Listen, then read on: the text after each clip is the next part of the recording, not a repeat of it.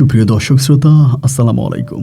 দেশ অথবা দেশের বাইরে থেকে প্রিয় বন্ধুরা, ঠিক এই মুহূর্তে যে যেখান থেকে বাস্তব জীবনের গল্প শোনার জন্য আমার সঙ্গে যুক্ত হয়েছেন, আমি আপন। আর যে আপন জীবন গল্পের 1544তম পর্বে আপনাকে প্রতিদিনের মতো স্বাগতম জানাচ্ছি। বন্ধুগণ, আজ আমি আপনাকে শোনাবো রংপুরের ভাই মোহাম্মদ মনিরুল ইসলামের জীবনের হৃদয় ফেটে যাওয়ার মতো এক করুণ বাস্তব জীবন কাহিনী। বন্ধুরা, আজকের গল্পের টাইটেল গোপনে সৎ বাবার সাথে 2 বছর সংসার করি। এই গল্পটা যদিও মনিরুল ইসলাম ভাই বলেছিলেন, মূলত গল্পটা হচ্ছে মুন্নির, এবং মনির ভাই এই গল্পের সঙ্গে জড়িত আছে বলেই তিনি আমাকে গল্পটা জানিয়েছে। এটা হলো রংপুরের প্রত্যন্ত এলাকার হতদরিদ্র, গোবরে পদ্ম ফুল ফুটার মতো এক সুন্দরী মেয়ে, ছোট মেয়ে মুন্নির জীবনের হৃদয় ফেটে যাওয়ার মতো এক বাস্তব জীবনের গল্প। প্রিয় বন্ধুরা, আমরা আমাদের জীবনে এমন কিছু ঘটনা ঘটে, এমন কিছু কষ্ট থাকে কিছু মানুষের মনে, যদি তা প্রকাশ করে হয়ে যায় এক ইতিহাস, আর যদি প্রকাশ না করে তার বুকের ভিতরে তা হয়ে থাকে দীর্ঘশ্বাস হয়ে। আজ আপনাকে একটা কথা বলি, এই দুনিয়াতে যে মানুষটা সবচেয়ে বেশি কষ্টে আছে, দেখবেন সেই মানুষটাই সবচেয়ে বেশি হাসে। তিনি হাসির আড়ালে তার কষ্টটাকে লুকিয়ে রাখতে চায়। গল্পটা শুধু গল্পই নয়, আমি মনে করি এরকম গল্প আপনি সম্ভবত আপনার জীবনে আর কখনোই শোনেননি। তাই তো অনুরোধ করব, শুরু থেকে শেষ পর্যন্ত রংপুরের ভাই মনির ইসলাম এবং মুন্নির জীবনের এই হৃদয় বিদারক বাস্তব গল্পটা আপনার প্রত্যেকে আমার মুখে শুনবেন, এবং গল্প শেষে মনির ভাই এবং মুন্নিকে ঠিক আপনার মতো করে একটা মন্তব্য কমেন্ট বক্সে লিখবেন। ধন্যবাদ সবাইকে। সুপ্রিয় বন্ধুগণ, আসসালামু আলাইকুম। আমার নাম মোহাম্মদ মনিরুল ইসলাম, আমার বাড়ি রংপুর বিভাগে। বন্ধুগণ, আমি আমার জীবনের গল্পটা শুরু করার শুরুতে আপনাদেরকে আমার পরিবারের সম্বন্ধে জানিয়ে রাখি। আমার পরিবারে আমি আছি, আমার বাবা আছে, মা আছে, রয়েছে আমার দাদা দাদি সহ আমার বড় একটা বোন আর ছোট একটা বোন সহ ছোট একটা ভাই। আমরা টোটাল 2 ভাই 2 বোন। আমাদের পরিবারটা রংপুর বিভাগ থেকে অনেক দূরের কোনো এক অজপাড়া গায়ের এক উচ্চ মধ্যবিত্ত পরিবার। আমার বাবা পেশায় একজন ব্যবসায়ী। আমাদের রয়েছে গরুর ফার্ম। আমি খুব ছোটোবেলা থেকে দেখে আসছি, খুব সকালবেলা আমার বাবা সহ আমাদের বাড়িতে আরও 2-3 জন কাজের লোক থাকে। তারা ফজরের আজানের পরপর গরু দোহাতে শুরু করে। গরুর দুধ নিয়ে ভ্যানগাড়ি করে গরুর দুধ নিয়ে সকালবেলায় তারা বাজারে রওনা দেয়। আমার বাবা আমার জন্মের আগ থেকেই গরুর ব্যবসা করে। এইভাবে আমার শৈশবের দিনগুলো কাটে। আমি ছোটোবেলায় খুব বেশি দূর পর্যন্ত পড়াশোনা করার সুযোগ পাইনি। বাবার সঙ্গে আস্তে আস্তে করে আমি বড় হচ্ছিলাম, এবং বাবার সঙ্গে আমি গরুর ফার্মে কাজ করতেছিলাম। আমি কোনো রকমই নিজের নামটা লিখতে পারি, মানে প্রাইমারি স্কুলের গণ্ডিও আমি পার করতে পারিনি। এইভাবে আমার বয়স যখন প্রায় 16 থেকে 17 বছরের কাছাকাছি, আমি জানি না হঠাৎ করে আমার বাবার কেন জানি মনে হলো তিনি আমাকে বিয়ে করাবেন। এর একটা কারণও কিন্তু ছিল। আমার দাদি আমার বড় বোনকে অনেক ভালোবাসতেন। আমার বড় বোনের সঙ্গে আমার দাদির খুব মধুর সম্পর্ক ছিল। আমার বড় বোনের বিয়ে হয়ে যাওয়ার পরে আমার দাদি অনেক কান্নাকাটি করতেন, আর আমার যে ছোট বোন ছিল তাকে আমার মা আমার নানু বাড়িতে দিয়ে রাখছে। আমার বোন আমার নানু বাড়িতে পড়াশোনা করতো, কারণ সেখানে একটা মাদ্রাসা ছিল। আমার বোন সে মাদ্রাসায় পড়তো, যার জন্য আমার ছোট বোনকে ওইখানে আমার মা দিয়ে রাখে। তো বাড়িতে কোনো মেয়ে মানুষ নাই, এই জন্য আমার দাদি খুব কান্না করতো যে আমার বড় বোনের বিয়ে হয়ে গেছে। দাদির অনেক একা লাগতো, খারাপ লাগতো। পরে মূলত আমার দাদি আমার বাবাকে ধরে, আমার বাবারে বলে, তুই একটা কাজ কর, মনিরের বিয়ে করা, বউ নিয়ে আয়। তো আমার বাবা মা দুজনেই তখন আমাকে যখন এই বিয়ের কথাটা বলে, তখন আমি অনেক ছোট, মানে অনেক ছোট, বুঝতেই পারেন আমার বয়স যদিও একটু বেড়ে গেছে, বাট আমি শারীরিক দিক থেকে অতটা বাড়ি নাই। তো আব্বা আম্মা বলার পরে আমি ওদেরকে প্রথমে মানাই করেছি যে না, আমি আসলে বিয়ে করব না, বা বিয়ে করার মতো বয়স হয়নি। তারপরও আব্বা আম্মা দুজনে একরকম জোর জবস্তি করে আব্বার এক পরিচিত বন্ধুর মাধ্যমে, উনিও গরুর ব্যবসা করে, ওই লোকের এক মেয়ে আছে, এবং সেই মেয়েটাও দেখতে শুনতে বেশ ভালোই। তো পরিবার থেকে তখন ওই মেয়েটাকে সিলেক্ট করা হলো যে ওই মেয়েটাকে আমি বিয়ে করব। যাই হোক, ছোটোখাটো করে যেভাবে অনুষ্ঠান করা যায়, পারিবারিকভাবে অনুষ্ঠান করে আমি ওই মেয়েটাকে বিয়ে করে আমার বাড়িতে আনি। মেয়েটার নাম ছিল রুজিনা আক্তার, এবং দেখতে শুনতে ছিল বেশ, মানে একেবারে যে আহামরি সুন্দরী তাও না, তবে মোটামুটি ভালোই ছিল, আমার সঙ্গে ভালোই ছিল। তো বিবাহিত জীবন আমার খুব কম বয়সেই শুরু হয়, এবং ওই কম বয়সে আমি আমার বউকে ম্যানেজ করতে পারতাম না। কারণ সংসার জীবনটা অনেক মানে একেবারে চাইলেই কারো সঙ্গে সংসার করা যায় না। সংসার জীবনটা বেশ কঠিন একটা জীবন আমার কাছে মনে হলো। আমার বউয়ের সাথে আমার কথায় কথায় ঝগড়া হতো, খুব ঝামেলা হতো। তারপরেও আমার শ্বশুর অনেক হৃদয়বান মানুষ ছিল। আমার ওয়াইফের সঙ্গে কোনো রকমের ঝগড়াঝাটি হলে আমার শ্বশুর এসে আমাদেরকে সমাধা করাই দিত। এভাবে আমার সংসার জীবন প্রায় 1 বৎসরের মতো কেটে যায়। 1 বৎসর পরে আমার বউ তখন গর্ভবতী হয়, মানে আমার বউয়ের পেটে বাচ্চা আসে। আমার বউয়ের বয়স আমার থেকেও কম ছিল।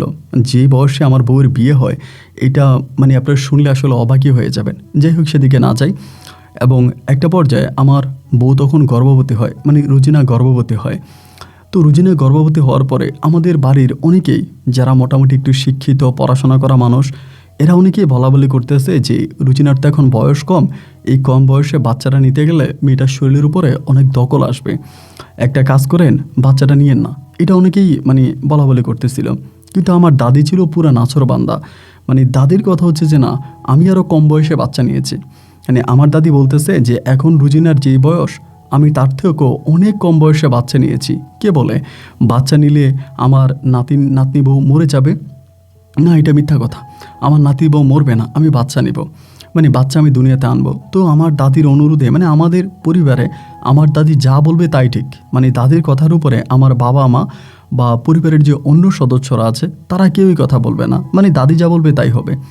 তো দাদি যখন বললো যে না ইনশাল্লাহ কিছুই হবে না, আমার নাতি বউয়ের বাচ্চা হবে, আমি দেখব, এরকম বলার পরে তো তখনই রুজিনা বাচ্চাটাকে মানে পেটের মধ্যে লালন পালন করতে শুরু করে। তো বাচ্চাটা বেশ বড় হয়েছে এবং রুজিনা খুবই হ্যাংলা পাতলা ছিল। একে তো বয়স কম, তার উপরে ছিল রোগাটে এবং শরীরের গঠন ছিল একেবারেই মানে রোগা সোগা টাইপের।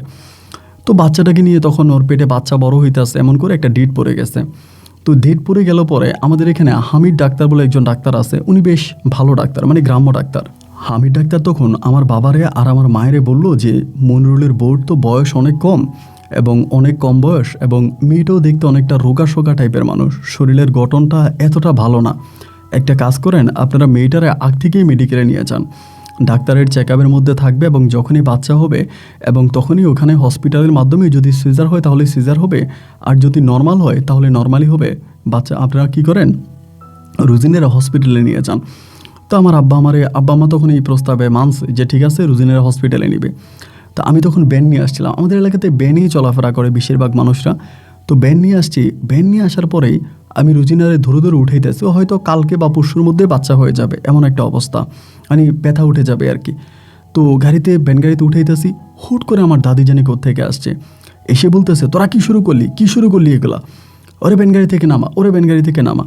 আমার আব্বা তখন খুব নরম কণ্ঠে বলতেছে মা গো, ওর তো বাচ্চার হবে আর রুজিনার তো বয়স অনেক কম, ডাক্তারের সঙ্গে কথা বলছিলাম, ডাক্তার বললো হসপিটালে নিতে এবং সেখানে নাকি সিজারের মাধ্যমে বাচ্চা হবে। আমার দাদি বলে আস্তাগফিরুল্লাহ নাউজুবিল্লাহ, এটা কোনো কথা হইল? আমার ঘরের বউ আর তারে উলঙ্গ করে ডাক্তাররা দেখবে? নাউজুবিল্লাহ আস্তাগফিরুল্লাহ, না এটা হতেই পারে না, আমি কোনোভাবেই এর হসপিটালে যেতে দিব না। মানে দাদি তখন ব্যাগ কেড়ে নিচ্ছে, জামা কাপড় কেড়ে নিচ্ছে এবং বলতেছে না রুজিনারে আমি বাচ্চা প্রসব হবে আমি সঙ্গে থাকবো, ওর হসপিটালে নিয়ে যাওয়া যাবে না। আমার মাও বলতেছে, আমার বাবাও বলতেছে এবং রুজিনার মাও উপস্থিত ছিল, তিনিও বলতেছে যে রুজিনার বয়স কম, এইভাবে নর্মালি বাচ্চা হতে গেলে আমার মেয়ে রিক্স হয়ে যায়।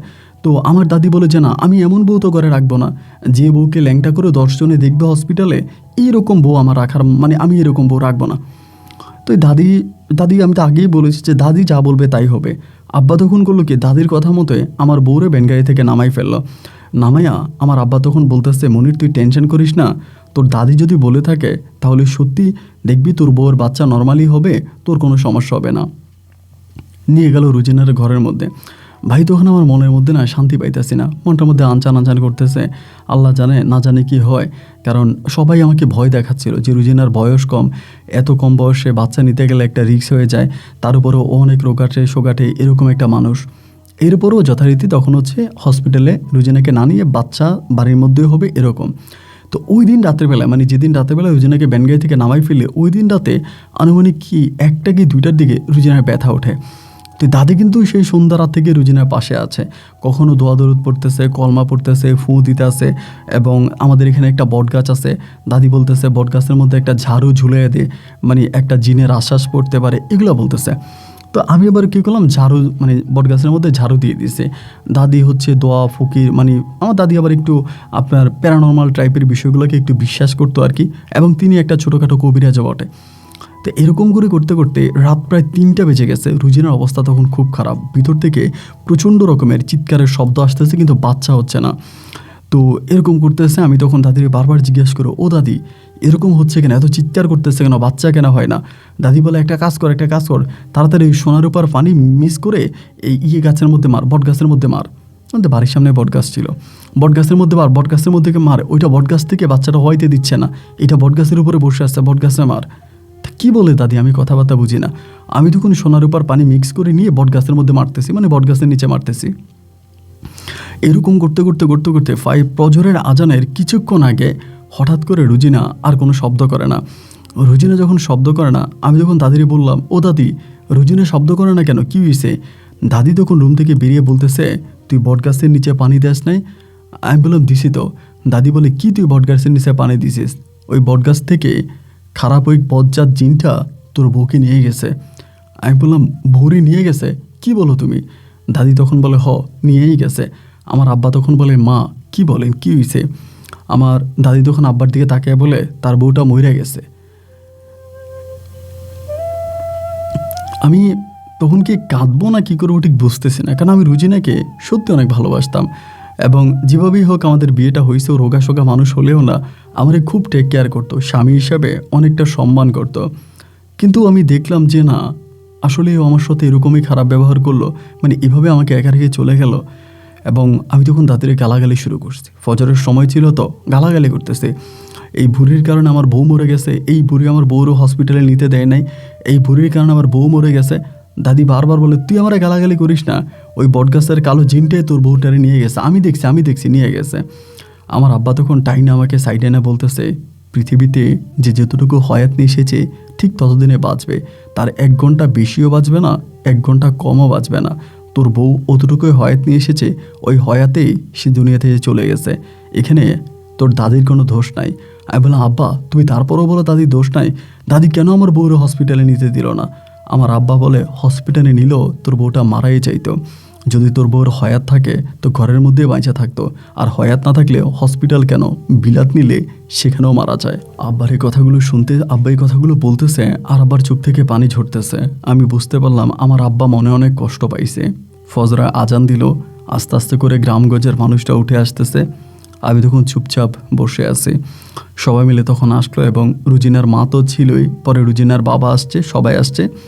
তো বাচ্চাটাও মারা গেছে, ওর পেটে যে বাচ্চা ছিল বাচ্চাটাও মারা গেছে, বাচ্চাটা প্রসব হয়নি।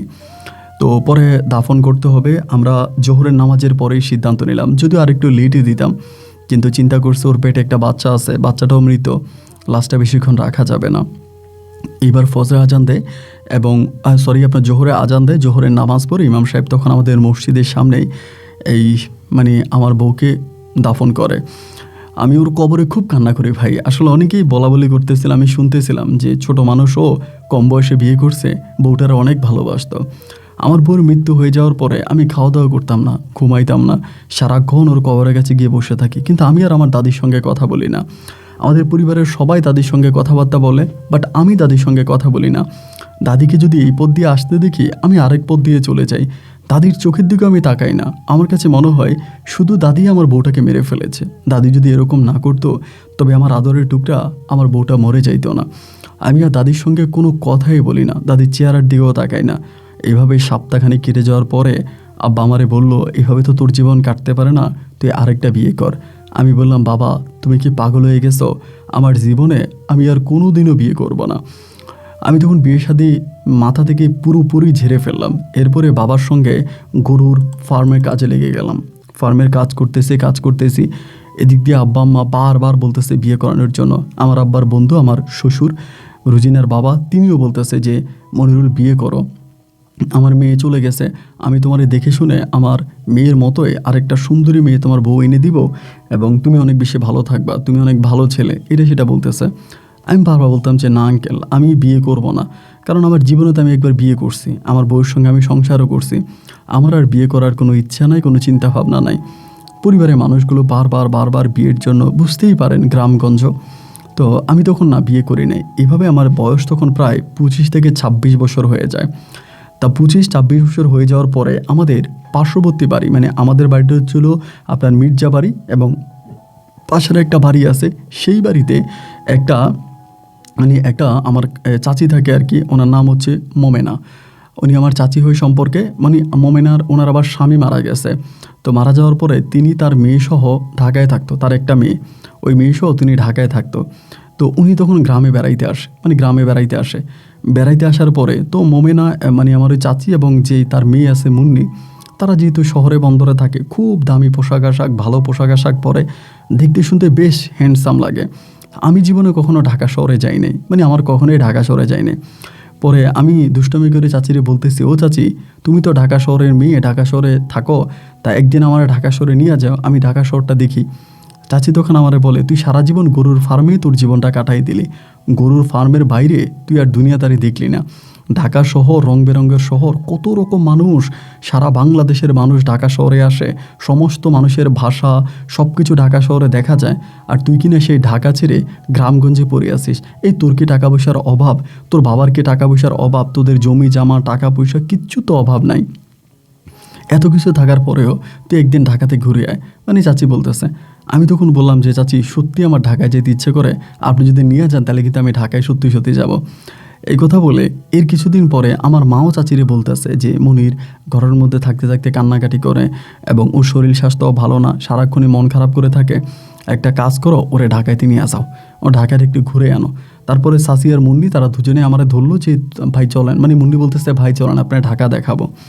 তো আমার জীবনে এই প্রথম আমি আসলে লুঙ্গি পরে রওনা দিছিলাম, কারণ আমি প্যান্ট পরতে পারি না, মানে ওভাবে ভালো করে প্যান্ট পরতে পারি না।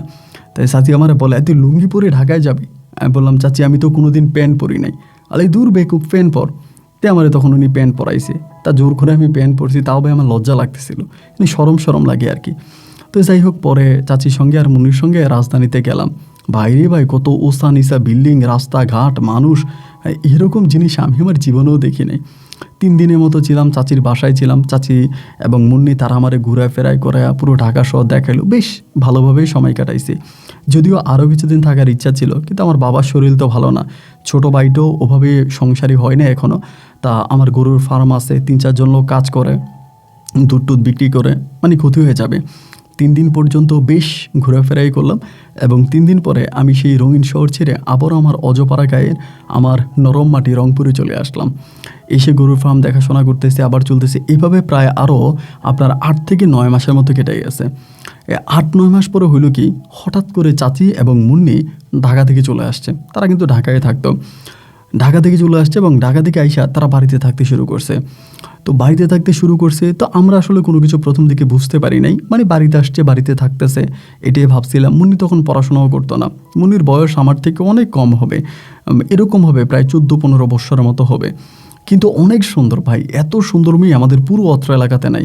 ভালো ভালো জায়গা থেকে মুন্নির ঘর আসে, কিন্তু চাচি বিয়ে দেয় না। এবার হলো কি, তারা যখন গ্রামে চলে আসে তার কিছুদিন পর থেকে হঠাৎ করে ঢাকা থেকে গাড়ি নিয়ে লোকজন চাচির বাড়িতে আসে, মানে একটা ঝগড়া জাটি ঝামেলার মতো একটা অবস্থা হয়ে যায়। এভাবে একদিন হলো কি, চাচির বাড়ির পিছন দিয়ে আমি যাচ্ছিলাম, তখন মাগরিবের পর আর কি। তো দেখলাম কি, অনেক লোকেরা বাড়ির মধ্যে কথাবার্তা বলতেছে, সার শব্দ শোনা যাচ্ছে। পরে আমি বাড়ির ভিতরে ঢুকার পর দেখলাম কি, এই লোকগুলো মানে চাচিরে আর মুন্নিরে ঘর থেকে বের করে জোর করে নিয়ে যাবে। এখানে প্রশাসনের লোকেরাও আছে, মানে পুলিশও আছে। তো যাওয়ার পরে আমাদের চাচির সঙ্গে একটা ভালো সম্পর্ক ছিল, তারা আমার ঢাকায় নিয়ে গেছে, তাদের বাড়িতে আমি ছিলাম, ঢাকা শহর দেখলাম, মানে সব কিছু ঠিকই আছে। তো দেখার পরে আমি তখন ওইখানে গেছি, যাওয়ার পরে আমি বললাম যে ঘটনা কী হয়েছে। পরে ওই চাচির বাড়ির যে লোকজন আছে আর কি, তারা তখন বলাবলি করতেছে চাচি নাকি ঢাকা থেকে কোন এক ব্যবসা করছিল। তো সমিতি বলেন বা এনজিও বলেন বা ব্যাংক বলেন কি, সেটা আমি জানি না, কোত্থেকে জানি টাকা নিছিল, এবং ঋণ পরিশোধ করতে না পেরে চাচি তখন মুন্ডিকে নিয়ে ঢাকা থেকে পালিয়ে আসে। কিন্তু সেখানে যে ভোটার আইডি কার্ড দেওয়া হয়েছিল, এই ভোটার আইডি কার্ডের ঠিকানা অনুযায়ী সেই ব্যাংকের লোকেরা এখন বাড়িতে চলে আসছে। এখন তারা চাচিরে আর মানে মুন্ডিরে মানে তুলে নিয়ে যাবে, ধরে নিয়ে যাবে। তো আমি সেখানে দাঁড়ায় আসছি, তো অনেকক্ষণ ধরে তারা ঝগড়াঝাটি ঝামেলা করে লাস্ট 3 দিনের সময় দিয়ে গেছে। ওই এলাকার যে মেম্বার উপস্থিত ছিল, মেম্বার তখন বলল যে ঠিক আছে 3 দিনের সময় দেন, 3 দিন পর যদি তারা টাকা ফিরিয়ে না দেয় তাহলে আমরা গ্রামবাসী মিলে অন্য ব্যবস্থা নিব। এই কথা বলার পরে তখন মানে এই লোকগুলো চলে গেছে। তো চলে গেছে পরে চাচি তখনই মানে উঠানে বসে বসে কান্না করতেছে। গ্রামের মানুষ তখন যে যার মতো করে চলে যাচ্ছে, রাত বেড়ে যাইতেছে, যে যার মতো করে চলে যাচ্ছে চারদিকে। মুন্নি তখন ঘরের ভিতর বসে আছে, আমি তখন উঠানে দাঁড়ায় আছি। দাঁড়ায় থাকার পরে মোটামুটি সবাই যখন চলে গেছে, আমি তখন চাচির যা বললাম, চাচি কান্না করতেছেন কেন? কান্না করবেন না, কী হয়েছে আমার একটু বলেন তো। তখন মোটামুটি এখানে উঠানে আর কেউই নাই, শুধু আমি, চাচি আর মুন্নি ঘরের ভিতরে। তো চাচির ঘরে কিন্তু কারেন্টও নাই, উনি মিটারও নামায় নেয়, কারেন্টও নেয় নাই, উনি ওই হারিকেন টারিকেন দিয়েই চলে, যেহেতু গ্রামে বেশি দিন থাকে না। এবং চাচির মুখে একটা হতাশার চাপ, চিন্তা ভাবনা, এরকম কিছু আমি দেখতেছিলাম। তো আমি বললাম, চাচি কী হয়েছে আমার একটু বলেন তো। পরে বলে, কি আর বলবো মনির, বলার মতো তো কোনো ভাষা নাই। তোর মানে চাচা তো অনেক আগেই মারা গেছে। এরপরে আমি তোর চাচাতো বোনটারে নিয়ে ঢাকা শহরে থাকতাম, চাকরি বাকরি করতাম। মেয়েটার মাথায় হঠাৎ করে একটা আইডিয়া আসছে, ও ব্যবসা করবে, কি জানি একটা ব্যবসা করবে। এই ব্যবসার কথাবার্তা বইলা তখন এক লোকের আমরা অনেকগুলো টাকা উঠিয়ে দিই। আমাদের যে গ্রামের যে জমি জমা আছে, ওই জমি জমার ডকুমেন্ট দিয়া আমরা অনেকগুলো টাকা ব্যাংক থেকে উঠাই, এবং উঠাইয়া এই তোর চাচাতো বোন মুন্নিরে দিই। ও কী রকম কোথায় জানি টাকাটা জমা দেয়, এবং জমা দেওয়ার পরে সেই টাকা আমরা মাইর খাই। মাইর খাওয়ার পরে এখন এই লোকেরা যাদের কাছ থেকে টাকা নিয়েছিলাম বাড়ির দলিল দিয়ে, তারা এখন টাকার জন্য আসছে। এখন হয় আমাদেরকে গ্রাম ছেড়ে দিতে হবে, নাইলে আমরা কি করব বুঝতে পারতেছি না। গ্রামের যে জমি জমা আছে তা যদি বিক্রি করে ফেলি, আমি মুন্ডিকে নিয়ে কই যাব? আমার শরীরে তো আগের মতো শক্তি নেই যে আমি কামাই রুজি করতে পারবো, বা আমি এখন কি করব। উনি কান্নাকাটি করতেছে। তো আমি তখন বললাম, চাচি আল্লাহ একটা না একটা ব্যবস্থা করে দিবে, আপনি ঘরে যান। এই সময় মানে একদম মুষলধারে বাতাস এবং বৃষ্টি নামছে। তো ওনারে ঘরের ভিতর দিয়ে আমি বললাম, চাচি আমি চলে যাই। উনি বলে, না তুই ঘরে আয়। আমি বললাম, না আমি চলে যাই, কালকে আসবো না। এটা বইলা গামছাটারে মাথার উপরে ধইরা তখন দৌড়াইয়া গরুর ফার্ম পর্যন্ত আসছে। আইসা গরু ফার্মের সামনে দাঁড়ায় আছি, তখন একেবারে আপনার মুষলধারে বৃষ্টি হচ্ছে। মধ্যরাত, মুষলধারে বৃষ্টি, এবং আকাশে প্রচুর বিদ্যুৎ চমকাচ্ছে। তো আমি দাঁড়ায় চিন্তা করতেছি, হায় হায় রে, চাচির সংসারটা এরকম হয়ে গেল। চাচা বেশ ভালো মানুষ ছিল, গ্রামের সবার সঙ্গে উঠা বসা থেকে শুরু করে খুব ভালো মানুষ ছিল। আমার আব্বার মুখে শুনতাম বা সবাই বলতো, সত্যি চাচি অভাবে পড়ে গেছে। মানে আমি তখন বুঝতেছিলাম না যে আমি কি করব। এবং আমি হচ্ছে কি ভাই জানেন, অনেক পরোপকারী, মানে নিজের নাক কেটে পরের যাত্রা সভা করি এমন একটা লোক। হঠাৎ করে আমার মাথায় আইডিয়া আসছে, আমার কাছে তো কিছু টাকা আছে, জমানো কিছু টাকা আছে, আর আরও 2টা গরু বিক্রি করে দিব। যেহেতু ধরেন আপনার আব্বা এই সমস্ত কিছু দেখাশোনা করে না, বা আব্বার মতো করেই আছে, গরু কয়টা আছে না আছে এসব আব্বা দেখে না, ব্যবসা বাণিজ্য সবই আমি করি। তা আমি চিন্তা করছি, আমার জমানো কিছু টাকা আর কয়েকটা গরু বিক্রি করে দিলে চাচির যে ঋণ আছে সেই ঋণটা সম্ভবত পরিশোধ হয়ে যাবে, মানে যতটুকু ঋণের কথা বললো আর কি। তো আমি তখন এই সিদ্ধান্তই নিলাম যে আমি জমি জমা মানে চাচির আমি জমি জমা রক্ষা করাই দিব। তা আমি তখন ঘুমাইতে গেছি। পরের দিন ঘুম থেকে উঠা আপনার দুপুরের দিকে, দুপুর না ঠিক 10টা কি 10:30টায় আমি চাচির ঘরে গেছি। তখন তারা মোটামুটি মানে বাড়িতে যে জায়গাটা আছে ওই জায়গাটা ব্যাংকে দিয়ে দিবে, এবং ব্যাংকে যদি বাড়ির জায়গা দিয়েও দেয় তাতেও কিন্তু তাদের ঋণ শোধ হবে না, এবং প্রয়োজনে চাচিকে জেলও খাটা লাগতে পারে, এমন একটা অবস্থা আর কি। তো আমি তখন সেই জায়গায় গিয়া চাচিরে বলতেছি, চাচি শোনেন, আপনার তো দেওয়ার মতো কোনো সুযোগ নেই, বা আপনি কীভাবে দেবেন সেটাও জানি না। তো আল্লাহ হয়তো কোনো না কোনো দিন আপনার দিন ফিরাইতে পারে। যদি আল্লাহ আপনার দিন ফিরাইয়া দেয়, তাহলে চাচি আমি আপনার একটা কথা বলি, আমি এই টাকাটা নিয়ে আসছি, আমি এই টাকাটা আপনাকে দিতে চাই। আরও কিছু আমার গরু বিক্রি করে আমি আরও কিছু টাকা দিব, আপনি ঋণটা পরিশোধ করতে পারবেন। এইটা বলা মাত্রই চাচি তখন আমার দিকে বড় চোখ করে তাকাইতে আছে। চাচি বলে, তুই কি মানুষ না ফেরেশতা? আমি বললাম, কী বলেন আপনি? আমি অবশ্যই মানুষ, আমি ফেরেশতা হতে যাবো কেন? মানে চাচি বলতেছে যে এটা তো কোনো মানুষের কাজ না, এটা নিশ্চিত নির্ঘাত কোনো একটা ফেরেশতার কাজ, এবং কোনো একটা ফেরেশতাই মানে মানুষ রূপে এসে আমাদের এই উপকারটা করতে পারে, এছাড়া আর কোনো কিছুই না। আমি তখন বললাম, না চাচি, আমি কোনো ফেরেশতা না, আমি আল্লাহর সৃষ্টি মানুষ। আপনার যদি আল্লাহ কোনো দিন দেয়, আপনি যদি টাকা পয়সা কোনো দিন আপনার কাছে হয়, তাহলে চাচি আপনি আমার টাকা দিয়েন, আমার কোনো দাবি নেই। এই কথা বলার পরে এই ঘটনার মধ্যে চাচি তখন হঠাৎ করে বললো কি, এই মুন্নি এদিকে। মানে অবাক কথা আর কি। আমি ওখানে দাঁড়াই আছি, এর ভিতরে চাচি মুন্নির হাতটা ধরে বলতেছে, আমি মনে মনে চিন্তা করতেছিলাম আমার মেয়েটা কার কাছে নিরাপদ। এখন আমি বুঝে গেছি আমার মেয়েটা মনিরের কাছে নিরাপদ। মনিরের মতো মানুষ এই দুনিয়াতে হতে পারে না। ওই মনির, আমি মনিরে তোর হাতে তুলে দিলাম। তা আমি তখন চাচিরে বললাম, চাচি আপনি এটা কি বলেন? মুন্নিরে আমার হাতে তুলে দিলেন মানে? কয়, আমি মুন্নিরে তোর কাছে বিয়ে দিব। আমি বললাম চাচি আপনি কি জানেন আমার একটা বউ ছিল, বহু বছর আগে আমার বউটা মারা গেছে, আর মুন্নির বয়স আমার বয়সে দিনে রাতে পার্থক্য, আমি মুন্নির থেকে বয়সে অনেক বড়। চাচি বলে তাতে কি হয়েছে? মুন্নির বাবা মরে যাওয়ার পরে আমি মুন্নিকে নিয়ে বেশ টেনশনে পড়ে গেছিলাম, মুন্নিরে কোথায় বিয়ে দিব, কার কাছে বিয়ে দিব, কে আমার মেয়েটারে দেখবে। এই সব কিছুর কারণে আমি রাতের বেলায় ঘুমোতে পারতাম না। কিন্তু আজ মনে হলো আমি মুন্নিকে একটা ভালো জায়গা পেয়েছি, একটা সুন্দর জায়গা পেয়েছি, যে জায়গায় আমার মুন্নি সারা জীবন নিরাপদ থাকবে, যার জন্য আমি মুন্নিকে তোর হাতে তুলে দিলাম। আমি বললাম চাচি দেখেন আমার বিয়ে শাদী করার কোনো ইচ্ছা নাই, তবে আপনার মেয়েটা অনেক সুন্দর, আপনার মেয়েটাকে আমার সঙ্গে সংসার করবে? চাচি বলে 100 বার করবে। আমি বললাম ঠিক আছে, যদি করেই থাকে আমি আমার সিদ্ধান্তের পরিবর্তন ঘটাবো এবং আপনি আমার আব্বা আম্মার সঙ্গে কথা বলেন। উনি বলে অবশ্যই বলবো। এরপরে বিকালের মধ্যে আমি 2টা গরু বিক্রি করে দিই এবং গরু বিক্রি করে টাকা টুকা জমায়ে চাচিরে দিয়ে দিই এবং চাচিও ঢাকার লোকজনদেরকে খবর দিয়ে ফেলে এবং 2 দিনের ভিতরে চাচি তার সম্পূর্ণ ঋণ পরিশোধ করে এবং 2 দিন পরে চাচি নিজে আমার আব্বার সঙ্গে গিয়ে কথা বলে। তা আমার আব্বা আম্মা তো বহু বছর ধরে এটাই চাইতেছিল, আমি যদি বিয়ে শাদী করি, আমার একটা সংসার হয়, আমাকে বিয়ে করানোর জন্য আমার আব্বা আম্মা পাগল হয়ে আছে। এর ভিতরে চাচি যখন এটা বলছে, আমার আব্বা বলে লেংরা হোক, খোড়া হোক, কানা হোক, যাই হোক, যেরকম মেয়ে হোক, আমি সেরকম মেয়ে আমার ছেলেকে বিয়ে করানোর জন্য রাজি আছি। তো সেই হিসেবে তো তোমার মেয়ে অনেক সুন্দর, রূপে গুণে গুণবতী, এমন মেয়ে হলে তো আর আমার কোনো দুঃখ নাই। আচ্ছা ঠিক আছে, সমস্যা নাই, আমি এই মেয়েকেই তোমার ছেলেকে বিয়ে মানে তোমার মেয়েরে আমার ছেলের বিয়ে করাবো। তা আমার ছেলে কি বলে? চাচি বলে হ্যাঁ ও রাজি। পরে আমার বড় বোন আমারে জিজ্ঞেস করছিল, আমার বড় আপু আমারে জিজ্ঞেস করছিল যে কিরে এমন এমন ঘটনা। আমি বললাম সমস্যা নাই, আমি রাজি আছি। তো এখানে আমার বড় বোন জামাই যে আছে, আমার দুলাভাই আমার একটা বাধা দিছিল আর কি। মানে দুলাভাই বলতেছে যে মনির, মেয়েটা শহরে বড় হয়েছে, এই শহরে বন্দরে থাকা মেয়ে, এবং মেয়ে দেখতে শুনতে সুন্দর এবং বয়সও কম, আর তুই এর আগে একটা বিয়ে করলে তোর আগের বউটা মারা গেছে, তোর জীবনে একটা খুঁত আছে, এবং এই যে মেয়েটার তুই বিয়ে করবি বা মেয়েটার মা হয়তো এখন ইমোশনাল বা আবেগ হয়ে মেয়েটার তোর কাছে বিয়ে দিতে চাচ্ছে, কিন্তু মেয়েটাকে আদৌ তোর সঙ্গে সংসার করবে? আমি বললাম চাচা দুলাভাই, আমি তো কথা বলছিলাম মুন্নিরে জিজ্ঞেস করছিলাম, মুন্নি তো বলছে আমার সঙ্গে সংসার করবে। তাও দুলাভাই আমারে বলতেছে যে না, আমার কাছে বিষয়টা জানি কেমন লাগতেছে, আমার কাছে মনে হয় তুই তোর বয়সী অথবা তোর থেকে বয়সে কিছুটা কম কোনো একটা মেয়েকে বিয়ে করলে তুই সুখী হতে পারতে। এই মেয়েটার সঙ্গে তোর মাইন্ড সেট আপ যাবে না, মন মানসিকতাও তোর মতো যাবে না, আর এই মেয়েটা যে তোর সঙ্গে সংসার করবে এইটা আমার বিশ্বাস হয় না। আমার বোন তখন আমার দুলাভাইরে গালাগালি করলো, হে আপনি উল্টাপাল্টা কথা বলেন, এটা কোনো কথা হইল নাকি, এটা কোনো কথাই না, অবশ্যই করবে, আমার বাইরে পছন্দ করছে। তো এবার সবাই মিলে একদম পারিবারিকভাবে ধুমধাম করে আনন্দ ফুর্তি করে আমি আগে যেভাবে বিয়ে করেছি তার থেকেও আরও বেশি জাঁকজমাট করে এই মুন্নির সঙ্গে আমার বিবাহ সম্পন্ন হয়। যাই হোক, একটা পর্যায়ে আমি তখন বউ নিয়ে ঘরে আসি, বাসর ঘরে যাই, এবং বাসর ঘরেও মুন্নি আমাকে যথেষ্ট সম্মান করে। আমি বাসর ঘরেও মুন্নিকে বলেছিলাম যে মুন্নি, তুমি আমার অতীতে সব কিছু জেনে এসেছো তো? আমার দুলাভাই কিন্তু আমার এরকম এরকম ভয় দেখাইছে।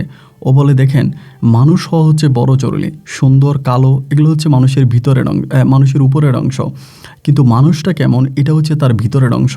সো মানুষ হিসাবে আপনি যথেষ্ট ভালো এবং আপনাকে আমার খুব ভালো লেগেছে। আমি জানি আপনি আমার সঙ্গে কখনোই চিটিং করবেন না, ঢাকা শহরের ছেলেরা মেয়েদের সঙ্গে চিটিং করে, আপনি কখনো চিটিং করবেন না, এবং যে কারণে আমি চাচ্ছি আপনার সঙ্গে আমার একটা কিছু হোক। তো আমি বললাম যে ঠিক আছে, যদি তুমি এটাই মনে করে থাকো তাহলে আলহামদুলিল্লাহ। এবার মুন্নির সঙ্গে আমার সংসার জীবন কাটতেছে বেশ ভালোই আছি।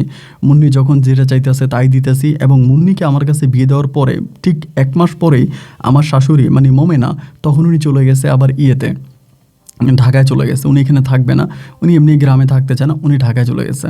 তো ঢাকায় চলে যাওয়ার পরে এই মুন্নি তখন আমার সঙ্গে থাকতেছে, এইভাবে দিন রাতগুলো কাটতেছে। এই করতে করতে ও হঠাৎ করে প্রথম বাণী হচ্ছে এটা যে আমার তো গ্রামে ভাল লাগে না, গ্রামে আমার খারাপ লাগে, আমার সঙ্গে গ্রামের আবহাওয়া শ্যুট করে না, আমি কালো হয়ে গেছি, আমার স্কিন কালো হয়ে যেতেছে, আমি গ্রামে থাকবো না। তো আমি তো ব্যবসা বাণিজ্য সব গ্রামে করি, আমার গরুর ফার্ম গ্রামে, সবই গ্রামে। আমি তখন বললাম যে এটা তুমি কি বলতেছো যে তুমি গ্রামে থাকবা না? এখন আমার ব্যবসা বাণিজ্য গ্রামে, আমি থাকি গ্রামে, আমি তোমারে কই রাখবো? ও বলে না, গ্রামে থাকলে আমি কালো হয়ে যাই, আমি গ্রামে থাকবো না, এরকম বলাবলি করতেছে। তো আমি তখন বললাম যে তাই তুমি গ্রামে থাকবা না, কই থাকবা? ও বলে আমি ঢাকায় থাকবো আমার মায়ের সঙ্গে। আমি বললাম না মুন্নি, এটা তো হতে পারে না। ও তখন কিন্তু গর্ভবতী, ওর কিন্তু প্রেগনেন্ট, মানে কিছুদিন হয়েছে ও প্রেগনেন্ট হয়েছে। আমি বললাম তুমি এখন গর্ভবতী, তোমার পেটে বাচ্চা আছে, তুমি এগুলো কী বলতেছো? ও ও বলে হ্যাঁ তাই তো বলতেছি। আচ্ছা এরই মাঝে আমি আরেকটা কথা বলে রাখি, আমার দাদিও কিন্তু মারা গেছে। আমার বউ হচ্ছে রুজিনা মারা যাওয়ার 2 বছর পরেই আমার দাদি মারা যায়, এটা হয়তো আমি বলতে ভুলে গেছিলাম।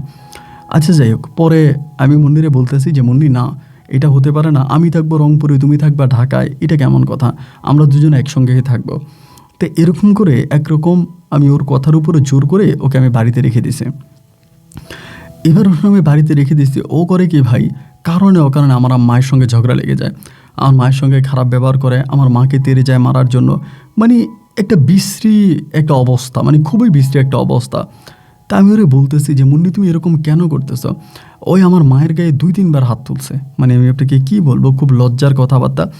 এরকম করে আমার মায়ের সঙ্গেও ভালো না, আমার বাবার সঙ্গেও ভালো না। ঝগড়া করার কারণে একটা, ও গ্রামে থাকবে না, ওকে গ্রামে রাখা যাবে না, ও গ্রামে থাকবে না, এগুলোই হচ্ছে ওর কথাবার্তা। তাই আমি বললাম যে ঠিক আছে গ্রামে থাকবা না, তা কোথায় থাকবা, কোন জায়গায় থাকবা? আমারে বলতেছে আমি আমার মায়ের কাছে চলে যাব। আমি বললাম যে না, আমি তোমার মায়ের কাছে পাঠাবো না, তোমার মা ঢাকায় থাকে, আমি তোমার ঢাকায় পাঠাবো না। তুমি যদি বেশি বলো, মানে তোমার যদি সত্যি গ্রামে থাকতে খারাপ লাগে, বড় জোরে আমি আমাদের উপজেলা শহরে তোমার জন্য একটা ঘর ভাড়া করে দিব। মানে রংপুর বিভাগীয় শহরে না, উপজেলা শহরে, আমরা যেই জেলায় থাকি আর কি, মানে আমরা যেই উপজেলায় থাকি। পরে আমারে বলে যে ঠিক আছে তাহলে এটাই করেন, তাও আমি গ্রামে থাকবো না। মানে ও কোনোভাবেই গ্রামে থাকতে রাজিই না, গ্রাম ছেড়ে চলে যাবে। ঠিক আছে, আমি তখন আমাদের উপজেলা শহরের মধ্যেই একটা বাসা ভাড়া করলাম। বাসা ভাড়া করে মুন্নিরে তখন ওখানে রেখে দিলাম। তো মুন্নিরে রাখতেছি, মুন্নি এখানে চলাফেরা করতেছে, কিন্তু ওর পেটে যে একটা বাচ্চা আছে, তো এখন তো আর ঠিকঠাক মতো চলাফেরা করতে পারে না, থাকতে পারে না। তো প্রথমত আমি চিন্তা করলাম কি করা যায়। প্রথমে আমার বড় বোনের একটা ভাগ্নি আছে, মানে আমার বরাপুর মেয়েটারে বাসা নিয়ে গেছে, মানে মুন্নিরে দেখাশোনা করার জন্য। ওই আমার বরাপুর মেয়ের সাথেও খারাপ ব্যবহার করে, বরাপুর মেয়েরই দেখতে পারে না, ওর সঙ্গে খারাপ ব্যবহার করে। তো ও একদিন রাগ করে চলে আসছে যে মামি আমার সঙ্গে খারাপ ব্যবহার করে, আমি থাকবো না। আমার বরাপুর মেয়েটা তখন চলে গেছে। চলে যাওয়ার পরে আমি তখন ভাবতেছি তাহলে কী করা যায়, মানে কোথায় মানুষ পাবো। পরে আমি একটা কাজের মহিলা রাখি, ওরে দেখাশোনা করার জন্য। এই কাজের মহিলাটার সঙ্গে ও এরকম আচরণ ভালো করে না, খুব খারাপ করে। কয়েকবার কাজের মহিলা কাজ ছেড়ে চলে গেছে, তারপর আমি মহিলাটারে বুঝিয়ে শুনে কোনো রকমে রাখছি।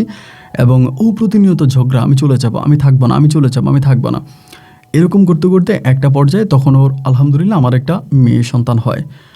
মেয়ে হয়। এবং যেদিন আমার মেয়েটা হয় ওই দিন আমার বাবা মা মোটামুটি সবাই হসপিটালে যায়, ওই হসপিটালে হয় ওর মেয়েটা। তো আলহামদুলিল্লাহ সবাই বেশ খুশি হয়। আমার মেয়েটা হওয়ার পরে আমি তখন মেয়েটাকে আদর সমাদর করতেছি, ভালোবাসতেছি। এর ভিতরে ওর মা, মানে আমার শাশুড়ি মমেনা, উনি কিন্তু আবার আসা যাওয়া এসবের মধ্যে আছে। তা আমি চিন্তা করতেছি যে এরকম যেও করতেছে হয়তো ভালো হয়ে যাবে, একটা সময় হয়তো মেয়ে হয়ে গেছে, রাগটা ঠান্ডা হবে, পড়ে যাবে। না ভাই, দেখলাম যে ওর রাগ কোনোভাবেই কমতেছে না, দিনকে দিন রাতকে রাত ওর রাগ আরও খারাপ হইতেছে, বেশ খারাপ একটা অবস্থার মধ্যে চলে গেছে। এইভাবে আরও 2টা বছর কেটে যায়। এরপর কিন্তু ও চাইলে আরও বাচ্চা নিতে পারতো, কিন্তু বাচ্চা নেয় নাই। 2 বছরের মধ্যে ভাই আমি ওরে মানে আমাদের এই উপজেলা শহরে রাখছি, ওইখানে ওর মানে থাকা খাওয়া থেকে শুরু করে ওরে আমি কোনো কিছুর অভাব দিতাম না। স্বর্ণ গয়না যা যা লাগবে, আমি তো গরুর ফার্মের মালিক, ভালো টাকায় ভাই ইনকাম করতাম। ইনকাম কিন্তু আমার খারাপ হইতো না, বেশ ভালো টাকা ইনকাম হতো। তো যে টাকা ইনকাম হতো আমি সেই টাকা সব টাকাই ওর জন্য পাঠিয়ে দিতাম। ওরে আমি কোনো কিছুতে অভাব দিতাম না, যে ও কোনো কারণে অভাবে থাকুক এইটা আমি চাইতাম না, যেন ও সবসময় ভালো থাকে, ওর চাওয়া যেন সবসময় ভালোই থাকে। এই করে ওর সমস্ত চাওয়াগুলো আমি পূরণ করার চেষ্টা করতাম। কিন্তু ধীরে ধীরে দেখতাম কি আমি ওর কাছে রিজেক্ট হয়ে যাচ্ছি, ও আমাকে মূল্যায়ন করে না, আমাকে দাম দেয় না, আমার বয়স হয়ে গেছে বলে আমাকে খোঁটা দেয়, আমার সাথে খারাপভাবে কথা বলে। মানে একটা অন্যরকম অবস্থান তখন তৈরি হয়ে গেল। কি করব না করব কোনো কিছুই সেই মুহূর্তে আমি আর বুঝতে পারতেছিলাম না। মানসিকভাবে তখন প্রায় অনেকটাই ভেঙে পড়ছি। আমার সিদ্ধান্ত কি হবে, আমার কি হবে, আমি আর তখন নিজেও এটা মানে বুঝে উঠতে পারতেছিলাম না। একটা সময় চিন্তা করলাম যে কি করার, ও যেহেতু এরকমই করে, যাই ওর মার কাছে ওরে মানে দিয়ে দিই। তখন আমার বাচ্চাটার বয়স 2 বছর। এই বাচ্চাটা 2 বছর বয়সে আমি ওর মার কাছে ওরে পাঠাই দিলাম। তখন ওর মা নাকি ওর মায়ের সঙ্গেও তখন থাকতো, মানে ঢাকায় চলে গেছে, ওর আম্মার সঙ্গে থাকতো, ওর আম্মা ওর দেখাশোনা করতো। এদিক দিয়ে আমার আব্বা আম্মা কান্নাকাটি করে আমার মেয়েটার জন্য। তো 2 বছরের মেয়ে কি আর মা ছাড়া থাকে বলেন? আমার মানে মা বাবা দুজনেই কান্নাকাটি করে আমার মেয়েটারে, আমার নাতনিরে নিয়ে এরকম করে আমার মেয়েটার তখন 3 বছর বয়স হয়েছে, আরও 1 বছর ঢাকাতে ছিল। 3 বছর পর আমি তখন মুন্নিরে বললাম, তুই যে 3 বছর ঢাকাতে ছিলা এবং ঢাকাতে তো তুমি বেশ ভালোই আছো, তোমার তো কোনো সমস্যা নাই, কিন্তু বাড়িতে আমার আব্বা আম্মা আমাকে জ্বালায়া মারতেছে, তারা তাদের নাতিনকে দেখার জন্য, এবং আমার আর কোনো সন্তানাদি হচ্ছে না। সন্তান হচ্ছে না বলতে ভাই, সন্তানও নষ্ট করে ফেলে, সন্তান কনসেভ করে কিন্তু ও ওটা পেটে রাখে না, নষ্ট করে ফেলে। আবার আমি ঢাকায় যাইতাম না, আমার বলতো ঢাকায় আসতে, আমি যাইতাম না। ও মাঝে মাঝে এসে গ্রামে কয়েকদিন থেকে আবার চলে যেত। এবার লাস্ট যখন ও গ্রামে আসছে, তখন আমার আব্বা আম্মা আর আমার মেয়ে দিবে না। ওরে বলতেছে, তুই চলে যাবি তো যা, আমি আমার মেয়েরে দিব না, আমার ইয়েরে দিবে না, আমার মেয়েটারে দিবে না। তো মুন্নি তখন ঝামেলা করতেছে যে না, আমি আমার মেয়ে নিয়ে যাব। তখন তারা বলতেছে মেয়ে নিবে না। এভাবে আমার শাশুড়িও তখন ছিল আর কি, আমার শাশুড়িও আসছে। পরে আমার শাশুড়ি কিন্তু তখন আমার মেয়ের পক্ষে, ওনার মেয়ের পক্ষে, আমার ওয়াইফের পক্ষে, আমাদের পক্ষে না, বা আমাদের সম্বন্ধে কথা বলে না। ওনার মেয়ে যা বলে ওইটাই শোনে, ওনার মেয়ে যেদিকে যাইতে বলে সেদিকে যায়। তখন আমাদের কথা কিন্তু আর আমার আমার শাশুড়ি কোনোভাবেই গুরুত্ব দেয় না। তো তাইলে কথা কি, কথা হচ্ছে ও চলে যাবে। তা আমার মা আমার মেয়েরই দিবে না, আমার বাবাও দিবে না। তখন কি করলো, আমার মেয়েটারে রাইখেই তখন আমার ওয়াইফ তখন চলে গেছে আমার শাশুড়ির সঙ্গে। আমার ওয়াইফ যখন আমার শাশুড়ির সঙ্গে চলে গেছে, তো ঠিক আছে ভাই, আরে মা মেয়ে চলে গেছে, যাক, আমি ওর মেয়েটারে কোলে পিঠে করে মানুষ করতেছি, আদর করতেছি। আবার আমার মেয়েটা কিন্তু আমার মা ভক্ত, আমার আম্মারে খুব আদর করতো, আমার আব্বারে খুব আদর করতো, ওদের সঙ্গেই কিন্তু থাকতেছে। ওই কিন্তু কোনো থাকবে না বা ঝামেলা এরকম কিন্তু কিছু না, খুবই শান্ত শিষ্ট ভালো একটা মেয়ে। সকালে আব্বা দোকানপাটে নিয়ে যায়, এটা সেটা খাওয়ায়, আবার মা এদিক সেদিক ঘুরতে নিয়ে যায়। ও একেবারে গ্রামের মেয়ের মতো, ও কিন্তু ওর মায়ের কিছুই পায়নি, সম্পূর্ণভাবে আমার পাইছে। এইভাবে এই যে ও রাগ করে চলে গেছে, ওই ঢাকা যাওয়ার পরে আমার সঙ্গে খুব খারাপ ব্যবহার করতেছে, আমাকে ফোন টোন দিয়ে আমার সঙ্গে অতিরিক্ত খারাপ ব্যবহার করতেছে, খুব খারাপ ব্যবহার করতেছে। আমি কেন ওর বাবা মারে কিছু বললাম না, আমার বাবা মা মেয়েরে নিয়ে যেতে চাইছে, ওরা নিতে চাইছে, আমার বাবা মা রাইখে দিল, আমি কেন কিছু বললাম না। কি পরিমাণের খারাপ ব্যবহার করছে যা বলার মতো না। এবার আমি ওরে বলি, তুমি ইয়েতে আসো, রংপুরে আসো, কয়দিন থাকবা? প্রায় 3 মাস হয়ে গেছে ও আসে না। দেখেন একজনের বিবাহিতা বউ কীভাবে এতদিন থাকতে পারে। 3 মাস হয়ে গেল ও আসে না। আমি বললাম যে মুন্নি, তুমি গ্রামে আসো, তুমি 3 মাস হয়ে গেল গ্রামে আসতেছো না, এটা কী ধরনের কথা? গ্রামের লোকজনরা কি বলে, এটা খারাপ দেখাচ্ছে, এটা ভালো দেখাচ্ছে না, তুমি গ্রামে আসো। যতই তারা গ্রামে আসার কথা বলি, যতই বলি না, ও আসবেই না, ও আসে না, গ্রামের কথাও শুনতেই পারে না, গ্রামের কথাও কানেই নিচ্ছে না। একটা পর্যায়ে আমি নিজে অনেক ফেড আপ হয়ে গেলাম। আমি নিজেও আর ওরকম করে দেখে প্রায় 6 মাস হয়ে গেছে। আমার মেয়েটা তখন কান্নাকাটি করে, খুব কান্নাকাটি করে। তো একদিন আমি চিন্তা করলাম যে মেয়েটারে নিয়ে আমি আমার ওয়াইফরে দেখাই আনি। তো এই বলার পরে আমার বোন তখন চালাকি করে আমার বললো কি যে, ভাই তুই মেয়েটারে নিস না, মেয়েটারে ঢাকায় নিলে ওর নানি আর ওর মা মেয়েটারে আর আনতে দিবে না। আমি তখন চিন্তা করলাম, হ্যাঁ, আমি তো মেয়েটারে আর আনতে পারবো না, তারা নিলে মেয়েটারে রেখে দেবে। তা আমারে বলে, তুই একাই যা এবং গিয়ে দেখ বুঝিয়ে শুনে বউরে আনা যায় কিনা। তখন আমি একে রওনা দিলাম যে ঠিক আছে, দেখি বুঝিয়ে শুনিয়ে মুন্নিরে আনা যায় কিনা। আমি তখন আমার মতো করে গেলাম, যাওয়ার পরে যে ঠিক আছে দেখি মুন্নি আসে কিনা। তা মুন্নিরে আনতে গেলাম, দেখলাম যে না, ওর বাসায় গেছেও আমার সঙ্গে বেশ খারাপ ব্যবহারই করলো। ও যা খারাপ ব্যবহার করলো, ওর মা তেম একইভাবে খারাপ ব্যবহার করলো। ব্যবহার করতে করতে আমি একটা সময় আমি আপনাকে লজ্জার কথা কি বলবো, ওর মা আর ও আমার গায়ে পর্যন্ত হাত তোলে, আমাকে মারে। ওদের মাইটার খায় আমি তখন কোনো রকমের ঢাকা থেকে প্রাণ নিয়ে আমি তখন পালাই আসি রংপুরে আসার পরে আমি আর যাই না। প্রায় এদিক দিয়ে আরও 6 মাসের মতো কেটে গেছে, আরও 6 থেকে 7 মাসের মতো কেটে গেছে। এবার আমার মেয়েটি একটু একটু করে কান্নাকাটি করে, আমি আম্মুর কাছে যাব, আমার আম্মুর আইনা দাও, আমি আম্মুর কাছে যাব, বেশ কান্নাকাটি শুরু করলো। এখন মেয়েটা যখন এরকম কান্নাকাটি করতেছে, আমি তখন চিন্তা করলাম যে হায় হায়, এখন কি করব। আর মেয়ে তো কান্নাকাটি করতেছে, মেয়ে তার মায়ের কাছে যাবে। এখন আমি তখন লাস্ট পর্যায়ে প্রায় 7 মাস পরে আমি তখন বাধ্য হয়ে আবারও ঢাকাতে গেলাম যে দেখি আমার বউরে আনা যায় কিনা। যদিও আসতে রাজি না, ও খুব ঝামেলা করে আমি গেলে, তারপরেও ভাবলাম যে দেখি না আসে কিনা, একটু আমার প্রতি মায়া দয়া হয় কিনা, ও চলে আসে কিনা। 7 মাস পরে আমি যখন ভাই আবারও ঢাকাতে গেলাম, ওর একই বাণী। এবার ও করলো কি, আমি ঢাকায় যাওয়ার পর ও আমার সামনে আসে না, ঘরের দরজা বন্ধ করে থাকে, ঘরের দরজার মধ্যে খিল মেরে থাকে, এমন একটা অবস্থা। তা আমি ওর মায়েরে বলি, কি ব্যাপার মুন্নি আমার সামনে আসে না, আমার সঙ্গে কথা বলে না। ওর মা তখন বলে, ক্যা তুমি কি লেটার পাও নাই? আমি বললাম, লেটার? কি লেটার? বলে, ক্যা আমার মেয়ে তো তোমার চিঠি দিয়ে দিছে। তাই আমি বললাম, চিঠিতে কিসের চিঠি দিছে? বলে, তোমার আমার মেয়ে ডিভোর্স করেছে, তোমার আমার মেয়ে ছেড়ে দিছে। আমি বললাম, এটা আপনি কী বলেন, আপনার মেয়ে আমার ছেড়ে দিছে? আমার কে ছেড়ে দিবে কা, আমি কি করছি? পরে বলে, কি করো নাই, তুমি তোমার মায়ের কথা মতো চলো, তোমার বাপের কথা মতো চলো, আমার মেয়ের কথা শোনো না, আমার মেয়ের কথা মানো না, আমার মেয়ের ভরণ পোষণ দাও না, আমার মেয়ের খাওয়া দাওয়ার টাকা দাও না। আমি বললাম, তা ও যদি আমার সঙ্গে কথা না বলে আমি টাকাটা দিব কিভাবে? ও তো আমার কাছে চাইতে হবে।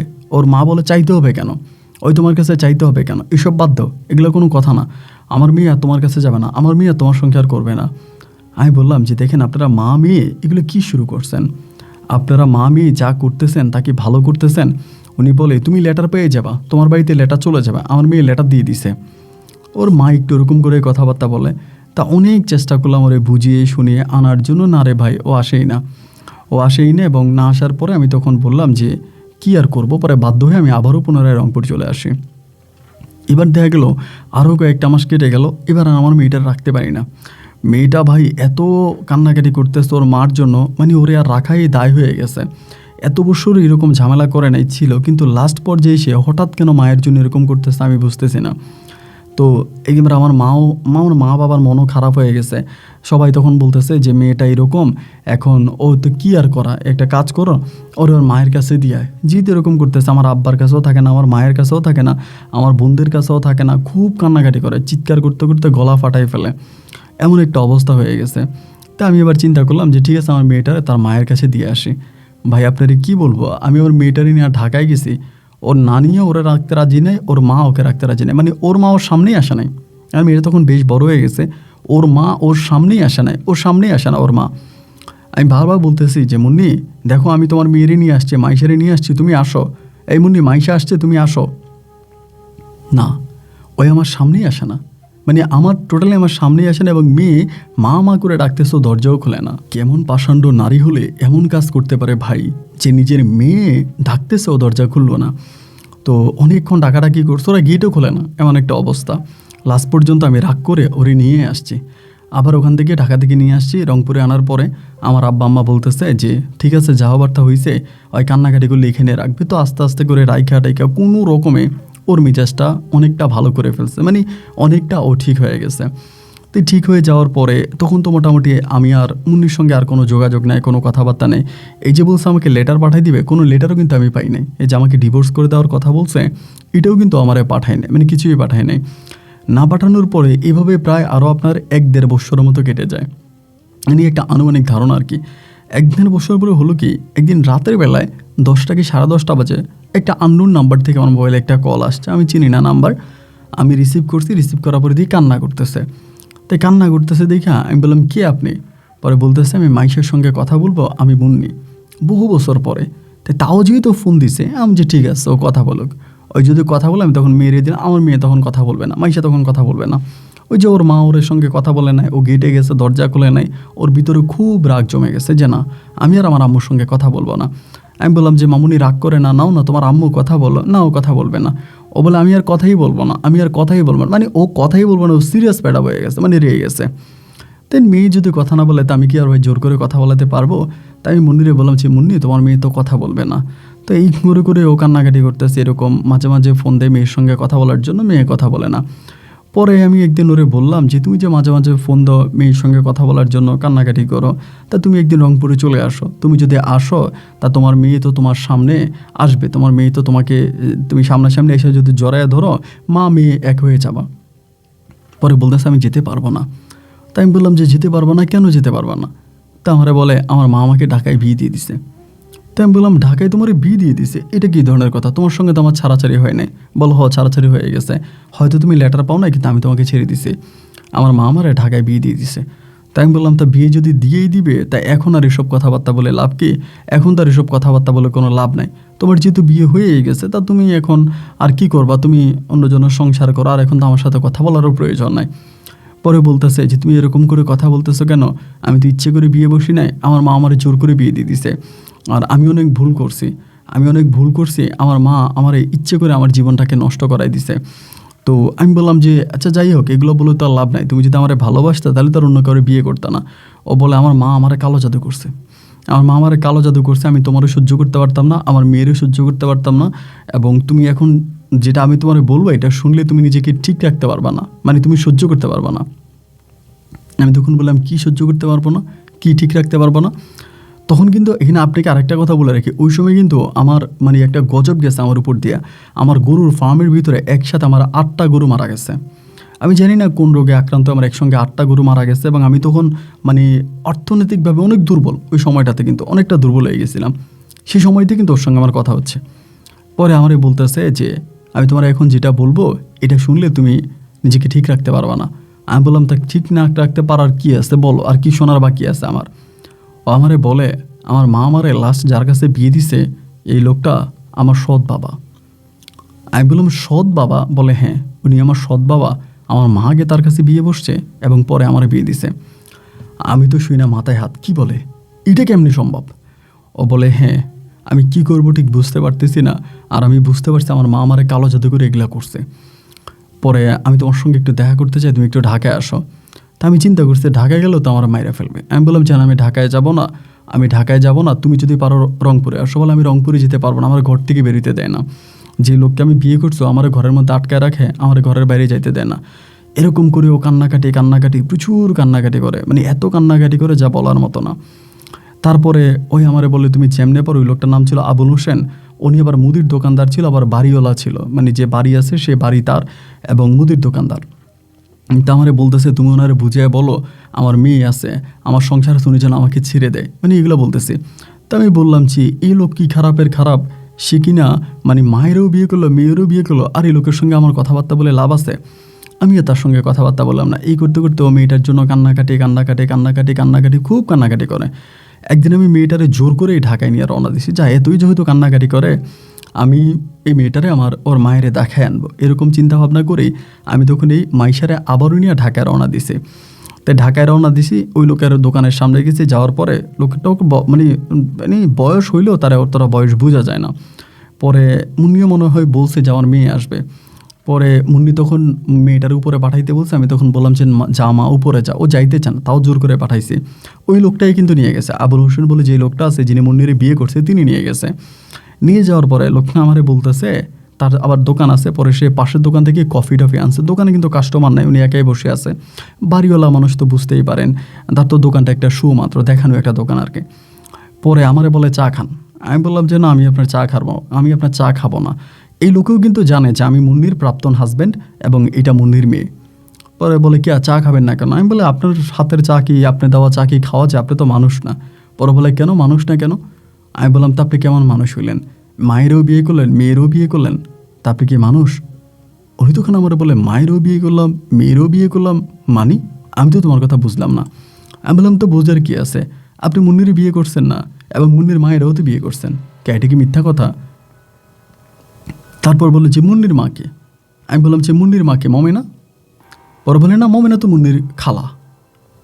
আমি বললাম খালা? বলে হ্যাঁ মুন্নির খালাই তো মমেনা। আমি তখন বললাম বাবা ভালো কথা, কি বলতেছেন আপনি এটা যে মুন্নির খালা মমেনা? পরে বলে তাই তো। আমি বললাম মুন্নি মমেনার মেয়ে, মমেনার পেটের মেয়ে মুন্নি। পরের দিনে আমার হাতটা ধরে বলতেছে তুমি একটু বসো তো ভাই, তোমার সঙ্গে আমার কথা আছে। আমি বললাম আর কি কথা বলবেন আপনি, আপনার সঙ্গে তো আমার কথা বলার কোনো রুচি নেই। পরে বলতেছে না ভাই একটু বসো, একটু কথা বলি। আমিও বেশ কয়েকটা দিন ধরে একটা জিনিস ডাউট করতেছি, সন্দেহ করতেছি, কিন্তু আমি এটা ঠিক সন্দেহটা থেকে বেরোতে পারতেছি না। এই আমি যারে বিয়ে করলাম মুন্নি, তার মা কি তাহলে মমেনা? আমি বললাম হ্যাঁ তার মাই তো মমেনা। পরে তিনি বলে যে দেখো তুমি আমার চা খাইতেছো না, আমার উপর রাগ করতেছো, তুমি কেন, যে কোনো মানুষ হলে আমার উপর রাগ করবে, কিন্তু তারা মা মেয়ে আমার সঙ্গে চিটিং করছে।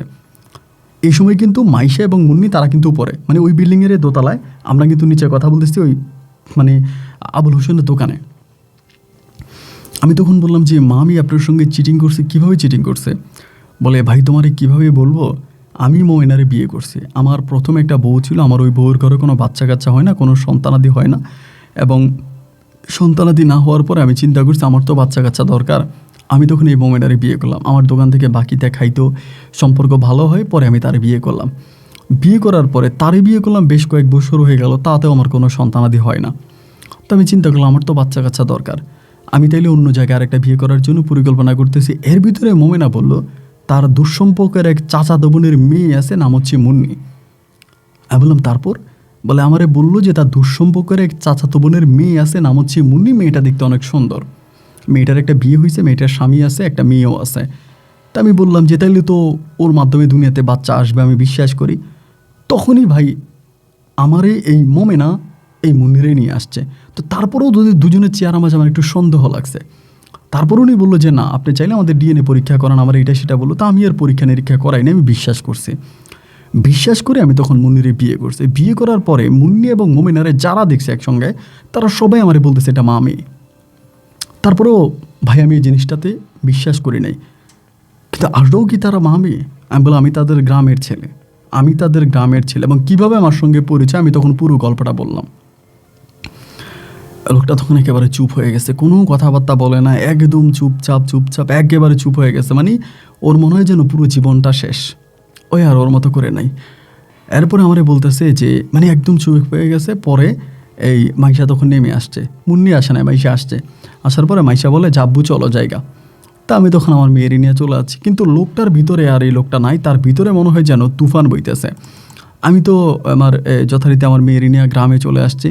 আমার কেউ আর কোনো ফোনও দেয় নাই, কোনো কথাবার্তা হয় নাই। এই ঘটনার 1 মাস পরেই, মানে এই ঘটনার 1 মাস পরেই একদিন সকালবেলা আমি গরুর ফার্মে কাজ করতেছি লোকদের সঙ্গে, হঠাৎ করে আমার মেয়ে এসে আমার বলতেছে যে আব্বু আম্মু আসছে। কি তোর আম্মু আসছে? কি কোত্থেকে তোর আম্মু আসছে? তখন কিন্তু আমার মাত্র একটা গরু ভাই, মানে আমি তখন একেবারেই মানে একদম ডাউন হয়ে গেছি আর কি। তারপর আমার যারা আগে আমার এখানে কাজ করতে, এরা আমার সাহায্য সহযোগিতা করে, এরা অনেকেই 2-1টা গরু কিনে দিছে। তখন আমার অবস্থা বলতে গেলে অনেক সময় লাগবে। যাই হোক, আমি আমার মানে মেয়ের কথা বলি। তো মেয়ে এসে বলতেছে আম্মু আসছে। তা আমি গরুঘর থেকে বেরোলাম, বেরোয় যেয়ে দেখি যে ও দাঁড়ায় আছে, হাতে একটা ব্যাগ। তাই আমি বললাম কী ব্যাপার, দাঁড়ায় আসছো কেন, কোত্থেকে আসছো? বলে ঢাকা থেকে। তাই বললাম কই আসছো? বলে আমার শ্বশুর বাড়ি। আমি কেমনে তোমার শ্বশুর বাড়ি? তুমি না আমার ছেড়ে দিছো? বলে তো আমি আপনার ছাড়ি নেই। তাই বললাম কি আমার না ছেলে আরেকজনের লোকে সংসার করলা কেমনে? বলে ওই সংসার তো আপনি ভেঙে দিছেন। বাড়িতে কিন্তু দিন আমার আব্বা আম্মা দুজনেই নাই, তারা হচ্ছে আমার এই দুঃসম্পর্কের এক ফুফি আছে, ওই ফুফির বাড়িতে গেছে। আমি বললাম কেমনে তোমার সংসার ভাঙলাম? বলে ভাঙেন নাই কি, আপনি আমার স্বামীর কাছে আমাদের গোমর ফাঁস করে দিয়েছেন, এরপরে কি আর এই লোক আমার নিয়ে সংসার করবে? আর না, আমি কেমনে গোমর ফাঁস করলাম? বলে আপনিই তো ফাঁস করলেন। আপনি কেন বলে দিচ্ছেন যে আমরা মা মেয়ে? আমি বলে তোমার লজ্জা করে নাই? তোমার লজ্জা করে না? তোমার মায়ের লজ্জা নাই? তোমার লজ্জা নাই? তোমরা কি মানুষ না পশু?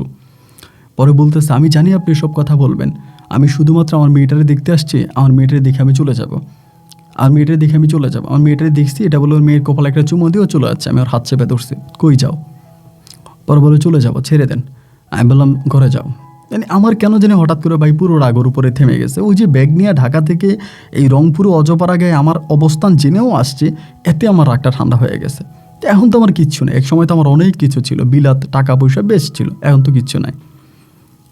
তাই আমি বললাম ঘরে যাও। বলে না আমি ঘরে যাবো না। আমি ঘরে যাও।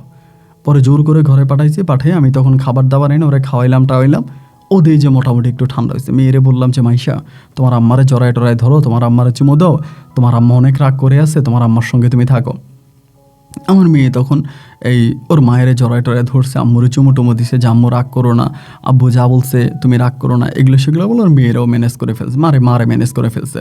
তো মা মেয়ে তখন বেশ ভালোই আছে। তখন আমার খুব অভাব, মানে অভাব বলতে কি আমি আসলে আমার মা মেয়ের ওর যে মোদের মুখে আমি ঠিকমতো খাবারও তুলে দিতে পারি না, আমার আব্বা আম্মারও ঠিকমতো চালাইতে পারি না, খুব একটা অভাবে পড়ে গেছে।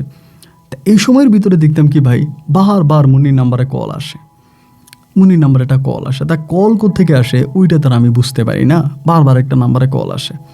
তাই আমি বললাম যে তোমার এত কল দেয় কে, এই লোকটা কে? আর মুন্নির মায়ের সঙ্গে বা মুন্নির প্রাক্তন স্বামীর সঙ্গে আমার আর কোনো যোগাযোগ নেই।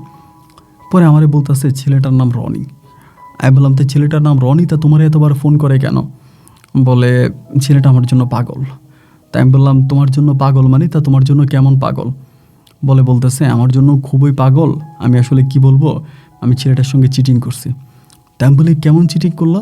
বলে আমার হাজব্যান্ড তো বুড়ো মানুষ ছিল, ওনারে আমার ভাল লাগতো না, আমার ওনারে সহ্য হতো না, এই জন্য আমি মাঝে মাঝে রনির সঙ্গে কথা বলতাম, রনি আমার ভাইকে করে এখানে সেখানে নিয়ে যাইতো, রনির সঙ্গে আমার প্রেম ভালোবাসা আছে, কিন্তু রনি জানে না যে আমার অতীত সম্বন্ধে। আমি তখন বললাম ওরে আমার শয়তান, তার মানে আরেকটারে লাইনে লাগাই তুমি আমার কাছে আসছো? বলতেছে না না না আমি লাইনে লাগাই নাই, এমনও আমার ফোন দেয়, তা তুমি ঠিক আছে সব সত্যি কথা বলে দাও ওর কাছে। আমি বললাম তা আমি সত্য কথা বলবো কেন, সত্য কথা তুমি বলে দাও। এই কথা বলে আমি আর কিছু বললাম না, যেহেতু ওর সত্যি কথা সব কিছু স্বীকার করছে। আমি আবার কাজকাম করতেছি, গ্রামগঞ্জে চলাফেরা করতেছি। এই ঘটনার প্রায় 15 দিন পরে আমারে বলতেছে যে তোমার একটা কথা বলি, তুমি যদি রাগ না করো। আমি বললাম তা রাগ করার কি আছে, কি বলবা বলো। বলতেছে কি তুমি আবারও গরুর ব্যবসা শুরু করো। কথাটা খেয়াল করে শুনবেন। তাই আমি বললাম, আমি যে গরুর ব্যবসা শুরু করব, কিভাবে শুরু করব? বলতেছে, আমি তোমার একটা বুদ্ধি দিতে পারি, তুমি যদি এই বুদ্ধি মোতাবেক কাজ করো তাহলে তুমি আবারও গরুর ব্যবসা শুরু করতে পারবা। তাই আমি বললাম যে ঠিক আছে, তাই ওই বুদ্ধি মোতাবেক কাজে আমি করলাম। অ্যান্ড কী করবা, মানে কী করলে গরুর ব্যবসা আবার শুরু করা যায়, আমার এটা বলো। বলে, আমি রনির কাছ থেকে তোমার 6 লক্ষ টাকা এনে দিই, এই 6 লাখ টাকা দিয়ে তুমি গরুর ব্যবসা শুরু করো। আমি বললাম, তুমি রনির কাছ থেকে 6 লাখ টাকা নিয়ে এসে আমার দিবা, আমি গরুর ব্যবসা করব, তা রনি তোমার 6 লাখ টাকা দেবে কেন? বলে, কেন দিবে এটা তো তোমার জানার দরকার নাই, আমি যদি আইনে দিতে পারি তুমি কি করবা? আমি বললাম, তার মানে কি আমি আমার বউ বিক্রি করে ওই টাকা দিয়ে ব্যবসা করব? ও বলে, দেখো ব্যবসা না, ঠিক মানে এরকম না, রনি আমার খুব পছন্দ করে, আমার অনেক ভালোবাসে না, আমি যদি ওরে বলি যে এই টাকাটা দেওয়ার জন্য, ও আমার টাকাটা দিবে। এর মাঝে কিন্তু মাঝে মাঝে ওর আম্মার সঙ্গেও কথা বলে, মানে ওর যে মা আছে মোমেনার সঙ্গেও কথাবার্তা বলে। আমি বললাম যে না না না, এসব উল্টাপাল্টা কাজ করার দরকার নেই, আমি হালাল পথে 2 টাকা কামাই করি, 2 টাকা নিয়ে আমরা দুজনে খেয়ে পরে কোনো রকম বেঁচে থাকবো রে বউ, আমাদের এত মানে এত অহংকার, এত টাকা পয়সা আমাদের এগুলোর দরকার নাই, আমরা এমনিই বেশ বেশ আরামে আছি, বেশ ভালো আছি। পরে বলে যে না, আমি যদি রনিরে বলি, রনি কিন্তু আমার টাকাটা দিবে। তাই আমি বললাম যে না, আমার দরকার নাই। এরকম করে কথাবার্তা দুজনে চলতে চলতে চলতে চলতে লাস্ট পর্যন্ত আমার বউ আমারে বলে, রনি আমাকে 3 লাখ টাকা ধার দিতে রাজি হয়েছে, আমার 3 লাখ টাকা ধার দিবে, এই 3 লাখ টাকা ধারে দিলে আমি তোমারে দিব, তুমি ব্যবসা বাণিজ্য করবা, তুমি আমার সঙ্গে ঢাকায় যাবা, রনির সঙ্গে আমি তোমাকে দেখা করাই দিব, তুমি বলবা তুমি আমার বড় ভাই। কথা খেয়াল করে শোনেন। আমি বললাম, তোমার মাথা খারাপ হয়ে গেছে, তোমার মাথায় পানি ঢালা দরকার, আমি তোমার স্বামী হইয়া, তোমার বাচ্চার বাবা হইয়া আমি ওইখানে যাইয়া বলবো আমি তোমার বড় ভাই? তুমি কি পাগল হয়ে গেছো? কি উল্টাপাল্টা কথা বলে একটার পর একটা। না তো এগুলো মুন্নি, আমার এগুলোর প্রয়োজন নাই, তুমি এগুলো সব কিছু বাদ দাও, আমি এই সমস্ত কোনো কিছু করতে চাই না, আমারে আল্লাহ যা দিছে ডাল ভাত যা 2টা দিছে আমি ওইটা দিয়েই খেয়ে পরে বেঁচে থাকবো, আমার আর এত কিছুর প্রয়োজন নাই। না, ও লাস্ট পর্যন্ত আমরা বলেছেন আমি 3 লাখ টাকা তোমার আইনা দিই, এটা সেটা বলে একটা পর্যায়ে ও বলে ওর মায়ের সঙ্গে দেখা করতে যাবে। কথা খেয়াল করে শোনেন। তাই আমি বললাম যে ঠিক আছে যাও। তো ওর মায়ের সঙ্গে দেখা করতে ও গেছে ঢাকাতে, ওর মা কিন্তু আর আমাদের এলাকায় আসে না। আমার মেয়ে মাইশারে কিন্তু নিয়ে যায় না, মাইশা আমার কাছে। তো এই ঢাকায় গিয়ে 2 দিন ছিল, 3 দিনের দিন আমাকে ফোন দিয়ে বলতেছে আমি একটু রনির সঙ্গে দেখা করতে চাই, রনি আমার টাকাটা দিবে, টাকাটা এনে আমি তোমারে দিব। আমি বললাম, দেখো তুমি প্লিজ কোনো ঝামেলা করো, আমার টাকা পয়সা দরকার নাই। এই কথা ওর সঙ্গে আমার হইলো। সকালবেলা আমার এটা বলছে, বলে ও কেটে দিছে, আমি কাজ করতেছি। দুপুরের পরে তারে কল দিলাম, কল দিয়ে দেখতেছি যে তার নাম্বারটা ভাই বন্ধ। নাম্বারটা বন্ধ হওয়ার পর আমি তো তখন আসমান থেকে বললাম, কে নাম্বার বন্ধ কা? নাম্বারটা পাইতেছি বন্ধ। এবারে আমি আমার শাশুড়িরে ফোন দিলাম যে কি ব্যাপার, মুন্নির নাম্বার বন্ধ কেন? উনি আমারে বলে, তুই আমার মেয়ের টাকার জন্য কই পাঠাইছিস? আমি বললাম, আমি আপনার মেয়ের টাকার জন্য পাঠাইছি। এই কথা আপনারে কে বললো? আমি আপনার মেয়ের টাকার জন্য পাঠাইছি।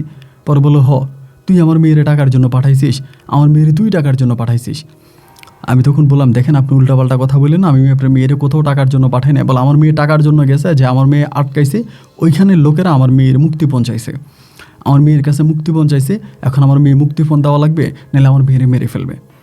আমি তো ভাই তখন পাগল হয়ে গেলাম, এই ঘর বাড়ি সব কিছু ছেড়ে গেলাম ঢাকাতে আমার শাশুড়ির সঙ্গে অ্যাড হয়ে বললাম ঘটনা কি।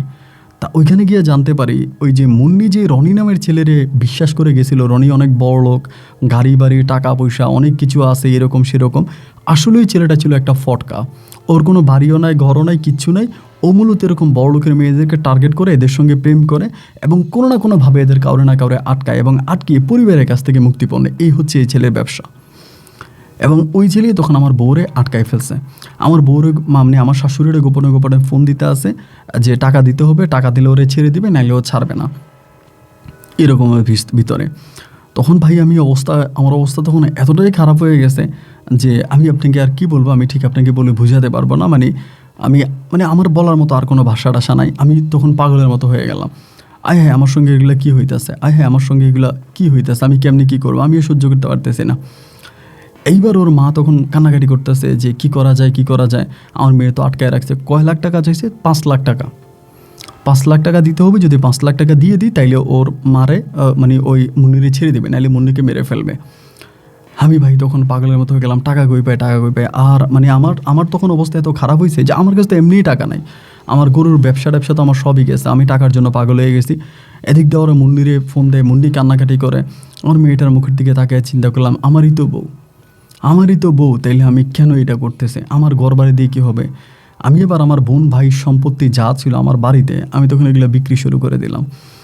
বিক্রি শুরু করে দিলাম এবং বিক্রি করে আমাদের রংপুরে তো জমির দাম আপনি জানান অনেক কম।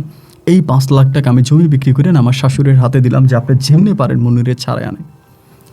2 দিন পরে টাকা দেওয়া 2 দিন পরে তখন এই মুন্নিকে ছেড়ে দিছে, বা এদিকে অনেক কাহিনী আছে আমি এগুলো না বলি। মুন্নিরে ছেড়ে দিছে, পরে মুন্নি ঘরে আসছে, আসার পর আমি তার ইচ্ছা মতো মারছি, ইচ্ছা মতো মারলাম। দেখেন ওর যখন ছেড়ে দিচ্ছে ওর ঘরে এনে আমি ইচ্ছা মতো মারছি, ঘরের মধ্যে আমি ওরে মারছি। মারা মাত্রই ও তখন চোখ টোক লাল করে ফেলছে।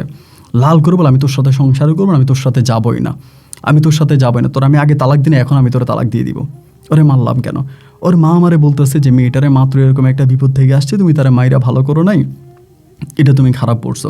আচ্ছা তুমি যাও রংপুরে, আমি আর ওরে আমি আস্তে করে বাড়িতে পাঠাই দিব। তাই আমি বললাম যে মাইশারে কি নিব? বলে না মাইশা আর আমি ওরে পাঠাই দিব নি, তুমি চাও। তারপর আমার হঠাৎ করে মনে হলো যে আমার মেয়ে বলতেছে আব্বু আমি চলে যাব, আমার মেয়ে আবার ঢাকায় থাকতে চায় না। পরে আমি বললাম যে ঠিক আছে আমি মাইশারি নিয়ে যাই, আপনি মন্দিরে পরে পাঠাই দিয়েন রংপুরে। বলে ঠিক আছে। আমি তখন মাইশারি নিয়ে গেছি। আমার মেয়ে তো তখন অনেক বড় হয়ে গেছে, ও কিন্তু খুব চালাক, মানে ছোট হইলেও না অনেক চালাক, অনেক চালাক। কিন্তু তো এই কয়েকদিন আমার মেয়ে ছিল তার দাদির সঙ্গে বা এখানে সেখানে, আমি যে টাকা টুকা ম্যানেজ করতেছি, জমি জমা বিক্রি করতেছি, তখন কিন্তু ও ঢাকাতে ওর দাদির মানে ওর নানির কাছে, মানে মমিনার কাছে। আমার মেয়েটারে আমি গ্রামে নেওয়ার পরে তখন আমি বারবার দেখি যে মাইশা আসে না, আরে মুন্নি আসে না। আমি শাশুড়ির ফোন দিই, কী ব্যাপার মুন্নি আসে না কেন? মুন্নি তো আসবে না, ও বলে আসবে না, তুমি ওরা মারছো কেন? আসবে না, মানে উল্টাপাল্টা কথা। এর মাঝে আমার মেয়ে তখন আমারে বলে কি, মানে আমার মাইশা আমারে বলে কি, আব্বু নানু তোমার সাথে টিরিক্স খেলছে। আমার মেয়ে এমনি বলে, আচ্ছা আব্বু নানু তোমার সাথে টিরিক্স খেলছে। তাই বলে আমার সাথে টিরিক্স খেলছে? কী টিরিক্স খেলছে রে মা? পরে বলে নানু আর আম্মু মিলে তোমার কাছ থেকে টাকা নিয়ে গেছে, আম্মু কোথাও কিডন্যাপ হয়নি। এই তুই কী বলিস, তোর আম্মু কিডন্যাপ হয়নি? ও ছোটো মেয়ে, তো বয়স কত, কি বুঝে? বলে না আম্মু, ও একটা লোকের নাম বললো, যে ওই লোকের নাম আমি বলি না, যাই হোক, ওই লোকের বাসায় নাকি আমার বউ ছিল, ওই লোকেও নাকি মিললে আমার লোকের টিরিক্স খেলছে, আমার কাছ থেকে টাকা নিছে। আমার মেয়ের কথায় তখন আমার সন্দেহ লাগলো, লাগার পরে আমি তখন এটা জাস্টিফাই করতে শুরু করলাম।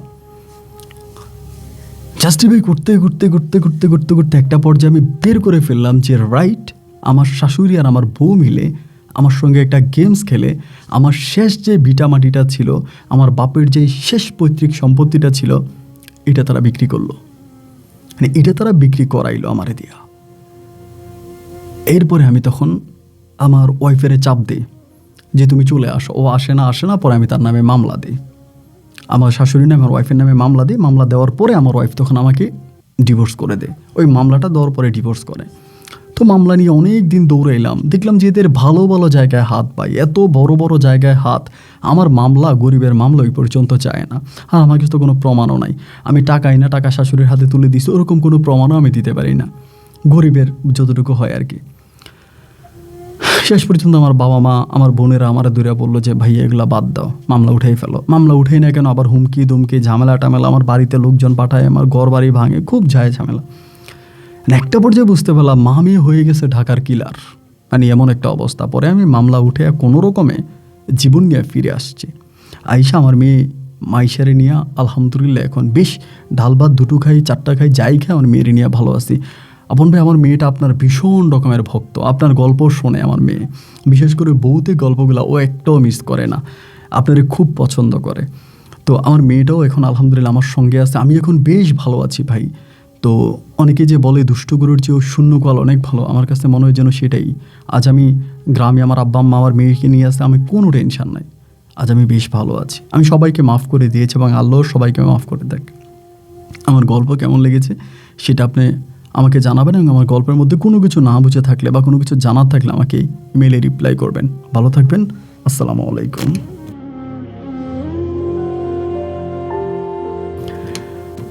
হায় রে মানুষ, কবে হবে তোমার হুঁশ?